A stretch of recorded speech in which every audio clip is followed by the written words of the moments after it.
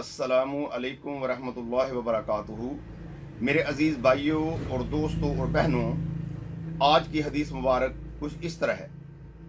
हजूर नबी अकरम सल्लल्लाहु अलैहि व आलिहि वसल्लम के फरमान का मफ़हूम है कि जिस शख्स ने किसी दूसरे की ज़मीन के एक बालिश्त बराबर हिस्से पर भी कब्ज़ा किया तो सातों ज़मीनों तक क़यामत वाले दिन उसके तौक बनाकर उसकी गर्दन में डाल दिया जाएगा।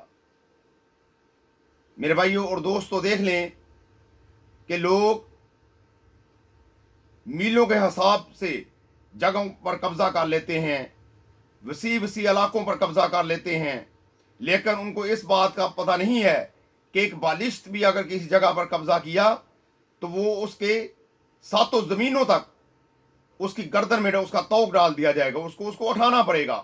और जो मीलों तक कब्जा करेगा उसका क्या हाल होगा। अहदीस में आता है कि क़यामत वाले दिन हर आदमी अपने अपने पसीने में गर्क होगा, डूबा हुआ होगा, कोई घुटनों तक, कोई पिंडलियों तक, कोई टखनों तक, कोई कमर तक, और किसी का पूरा जिस्म पसीने में डूबा हुआ होगा।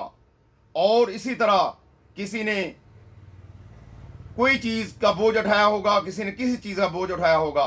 इसलिए मेरे भाइयों और दोस्तों और बहनों, हमें चाहिए कि हम इस बात का ख्याल रखें कि किसी की चीज़ जो है उस पर कब्ज़ा ना करें, नजायज़ कब्ज़ा ना करें। अगर नजायज़ कब्ज़ा करके मस्जिद भी बनाई तो वो भी अल्लाह की बारगाह के अंदर नेक अमल कबूल नहीं होगा। नजायज़ किसी की चीज़ कब्ज़ा करके किसी को दी तो उसका कोई अजर नहीं मिलेगा। इसलिए हमें मेरे भाइयों और दोस्तों मुहतात रहना चाहिए। नजायज़ तौर पर किसी की चीज़ पर कब्ज़ा नहीं करना चाहिए। किसी की भी चीज़ उसकी इजाज़त के बगैर कभी भी ले लेनी चाहिए, चाहे वो मूली सा तिनका ही क्यों ना हो।